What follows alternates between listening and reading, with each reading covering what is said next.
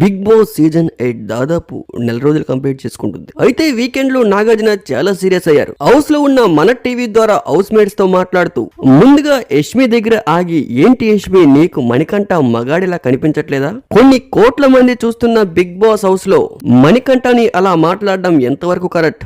అప్పటికి మణికంఠ చెప్తూనే ఉన్నాడు, నా గురించి డిస్కస్ చేయొద్దని. అయినా పదే పదే మీరు మాట్లాడుతూ, ఏంటి నిఖిల్ వాళ్ళు అన్నది మళ్ళీ నువ్వు రిపీట్ చేసి గట్టిగా అరిచి చెప్పాలా? అలా చెప్తే నీకేమొస్తుంది?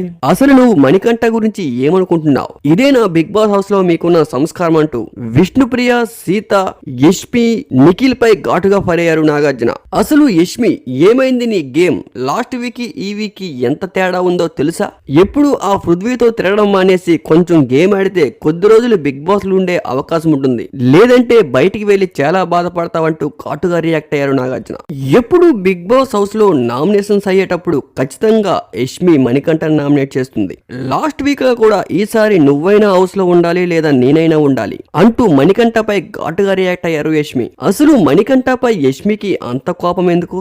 మణికంఠ చేసిన తప్పేంటి? ఇలా చూస్తుంటే ప్రతి వీక్ లో కూడా యష్మి కావాలనే మణికంఠని టార్గెట్ చేసి ఒక పాము పగబట్టినట్టు పగబెట్టి ప్రతి వీక్ కూడా నామినేట్ చేస్తున్నారు. అప్పటికి సద్దుమునిగేలా మణికంఠ ఎన్నిసార్లు మాట్లాడినా కూడా దాన్ని కూడా బ్యాడ్ గా పోర్ట్రే చేసి అవకాశం వచ్చిన ప్రతిసారి మణికంఠని బ్యాడ్ చేయడానికి ప్రయత్నిస్తున్నారు యష్మి. ఒక మనిషిని ఇంతలా హింస పెట్టడం కరెక్ట్ కాదంటూ నెటిజన్లు కామెంట్లు కూడా చేస్తున్నారు. నాగార్జున దీనిపై ఘాటుగా రియాక్ట్ అయ్యారు.